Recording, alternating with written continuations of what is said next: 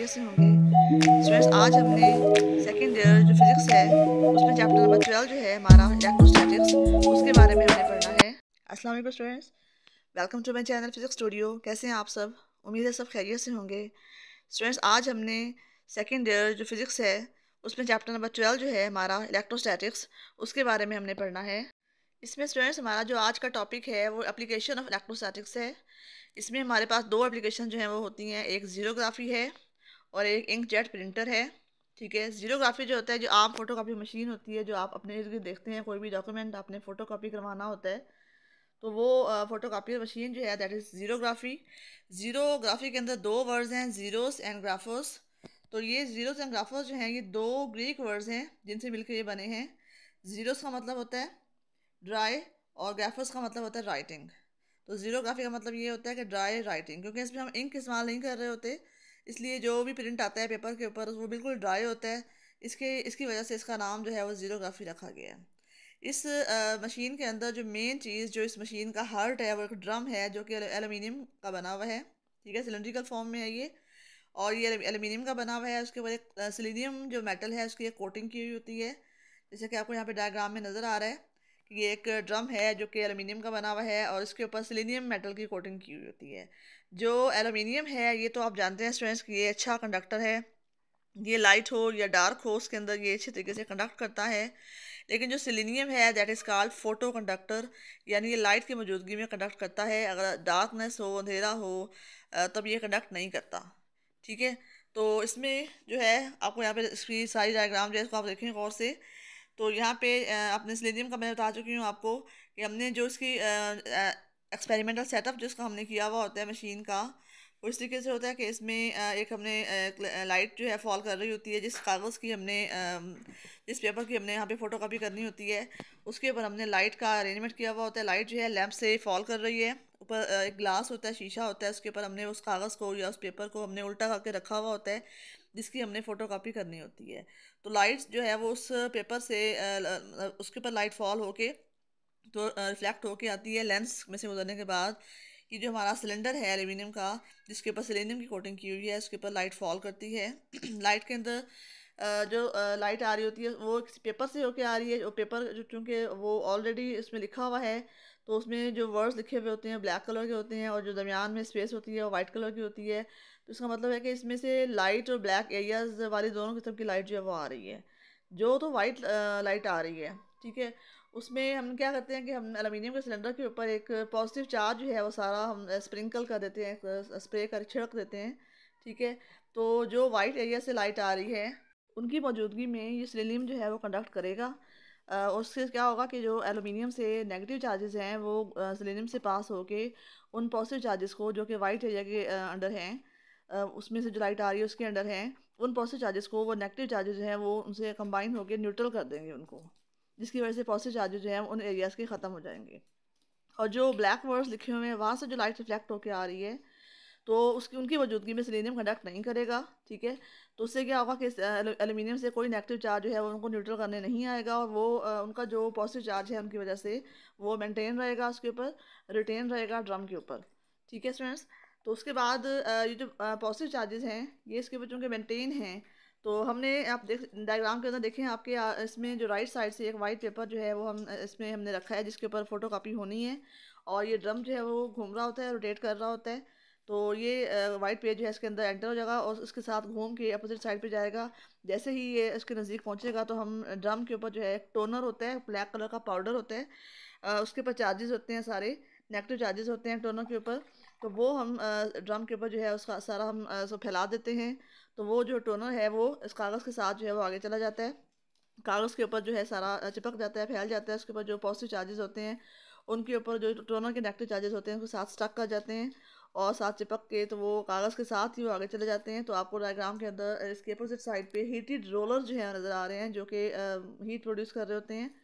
तो ये heated roller जो हैं वो क्या होते हैं कि जब कागज़ इनके नीचे से गुजरता है तो ये रोलर जो हैं वो हीट होके वो जो टोनर है ब्लैक कलर का ड्राई पाउडर है उसको ये मेल्ट कर देते हैं। जब वो टोनर मेल्ट होगा तो अपने नेगेटिव चार्जेस को वो लूज़ कर देगा।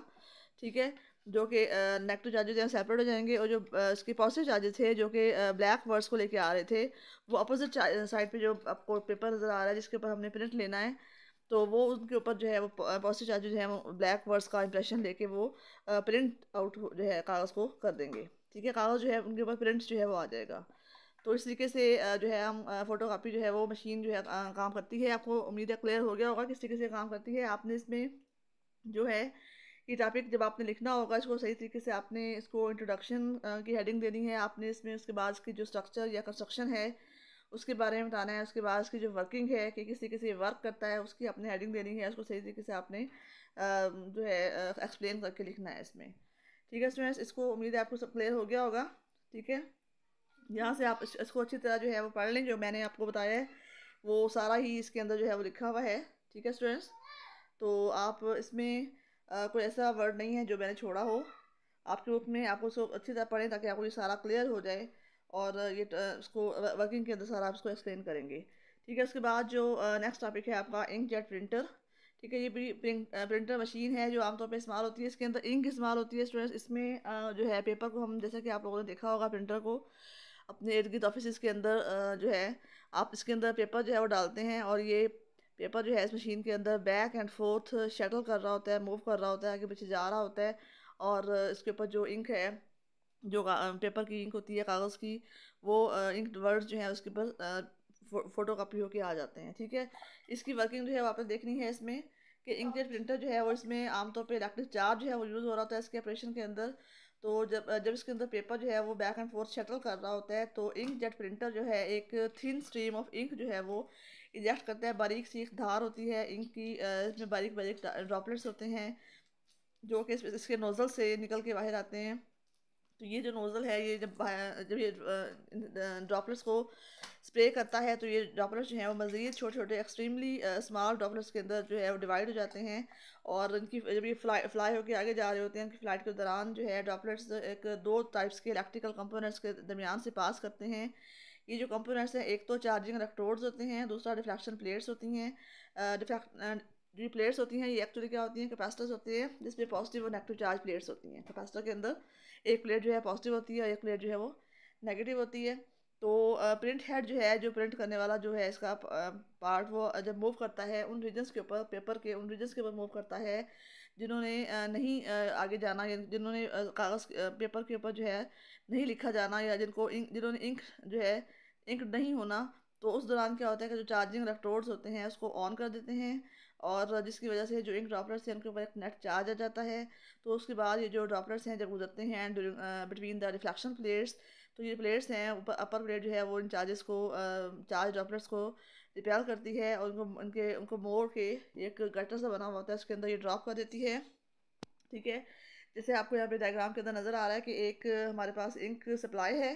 ठीक है, इसमें से इंक जो है वो आगे जाएगी पंप के ज़रिए और आगे जो है वो नोज़ल नज़र आ रहा है आपको, जिस तरह एक परफ्यूम के हम बटन प्रेस करते हैं तो उसमें से स्प्रे जो है बाहर निकलता है। सिमिलरली यहाँ पे नोज़ल है, नोज़ल के अंदर से इंक के ड्रॉपलेट्स की एक बारीक सी धार जो है वो स्प्रे जो है वो बाहर निकल रहा है। बहुत बारीक से ड्रॉपलेट्स हैं। तो जो चार्जिंग इलेक्ट्रोड्स हैं उनको ये चार्जिंग कंट्रोल जो है वो कंप्यूटर के साथ अटैच होता है। तो ये जो चार्जिंग कंट्रोल का पार्ट है ये वाला इन चार्जिंग जो ये इलेक्ट्रोड्स हैं इनको चार्ज करता है। तो जिन वर्ड्स ने इंक्ड होना है और वो आगे जाके पेपर के ऊपर प्रिंट लगाना है, उन वर्ड्स को ये जब वो वर्ड्स पास कर रहे होंगे तो ये इस वक्त जो इलेक्ट्रोड्स हैं ये ऑफ हो जाएंगे। और जो दरमियान में वाइट पोर्शंस हैं जब वो उनके ऊपर से जब इसका प्रिंट हेड रिमूव कर रहा होगा उन वाइट एरियाज़ के ऊपर, तो उन्होंने चूँकि आगे नहीं जाना होता, उन्होंने प्रिंट नहीं छोड़ना होता, तो उनके ऊपर जो है वो इंक नहीं लगेगी। तो उसकी वजह से क्या होगा कि उस दौरान जो ये इंक के जो ड्रॉपलेट्स हैं वो चार्ज नहीं होंगे, सॉरी चार्ज होंगे। चार्जिंग इलेक्ट्रोड जो है उस दौरान वो ऑन हो जाएगा। ठीक है, और वो उनके ऊपर चार्ज प्रोड्यूस कर देगा और जब वो चार्ज ड्रॉपलेट्स हैं जब आगे जाके पास होंगे डिफ्लेक्शन प्लेट्स में से, तो अपर प्लेट जो है वो उनको रिपेल करेगी। ठीक है, उसका अपर प्लेट का और जो ड्रॉपलेट्स हैं उनका चार्ज सेम होगा और वो उसको रिपेल करेगी। और ड्यू टू रिपल्सिव फोर्स जो ड्रॉपलेट्स हैं नीचे एक गटर सा बना हुआ है इसके अंदर ये फॉल कर जाएंगे। ये वो वाइट एरियाज हैं जिन्होंने आगे पेपर के ऊपर प्रिंट नहीं होना। और जो ब्लैक एरियाज़ हैं, जो वर्ड्स लिखे हुए हैं, जो उन्होंने प्रिंट होना है आगे जाके, जब वो पास कर रहे होंगे तो चार्जिंग इलेक्ट्रोड जो है खुद ब खुद ऑफ हो जाएगा। कंप्यूटर के ज़रिए उनकी एडजस्टमेंट इस तरीके से की होती है, कंप्यूटर चार्जिंग कंट्रोल जो है उसको कंट्रोल कर रहा होता है। तो वो जो चार्जिंग इलेक्ट्रोड्स हैं ऑफ हो जाएंगे, तो उनके ऊपर कोई चार्ज नहीं आएगा। जब उनके ऊपर चार्ज नहीं आएगा तो रिफ्लेक्शन प्लेट्स जो हैं वो उनको डिफ्लेक्ट नहीं करेंगे, वो सीधा आगे जाके पेपर के ऊपर एक प्रिंट सा, एक इम्प्रेशन सा बना देंगे। तो इस तरीके से जो है स्टूडेंट्स आपने देखा कि किस तरीके से चार्जिंग इलेक्ट्रोड जो हैं वो खुद ब खुद कंट्रोल भी हो रहे हैं और ऑन ऑफ हो रहे हैं, ताकि इसके अकॉर्डिंग किन एरियाज़ ने आगे जाके प्रिंट होना है और किन एरियाज़ ने प्रिंट नहीं होना। तो इस तरीके से जो है इसका वर्किंग जो है वो काम करेगी। तो ये आपने स्ट्रेस करना है इसको अच्छी तरह, इसको गौर से इसको पढ़े, इसको भी आपने इसी तरीके से आपने हेडिंग दे के एक्सप्लेन करना है। ठीक है स्टूडेंट्स, और इसको अपने जो है एंड तक जो डायग्राम है इसकी, सर्किट डायग्राम वो भी बनानी है इसकी। तो उम्मीद है आपको ये स्टूडेंट्स क्लियर हो गया होगा। तो स्टूडेंट्स आप ना इस लेक्चर को अच्छी तरह सुने, बार बार आप बुक से भी इसको रीड करें और गौर से इसको सुने, एक एक वर्ड आपको क्लियर होना चाहिए, डायग्राम को अच्छी तरह समझें, तमाम पार्ट्स के नेम जो है वो याद करें। MCQs के लिहाज से भी आपको जो है कि चीज़ का पता होना चाहिए। तो उम्मीद है आपको उसकी क्लियर जो है अच्छी तरह क्लियर हो गया होगा ये। तो आप इसको गौर से सुने। अब जो दूसरे स्टूडेंट्स हैं जिनका जो है आपसे रब्ता है, उन तक भी ये लेक्चर जो है वो शेयर करें, ताकि वो भी इससे फ़ायदा उठाएँ और अच्छे तरीके से घर बैठ के लेक्चर सुन के इनको प्रिपेयर कर सकें। ठीक है, और आप भी और उनसे भी कहें कि चैनल को सब्सक्राइब लाजमी करें, ताकि जो भी आपसे मुतालिक नई वीडियो आए वो फ़ौरन से आपको मिल जाए। Thank you.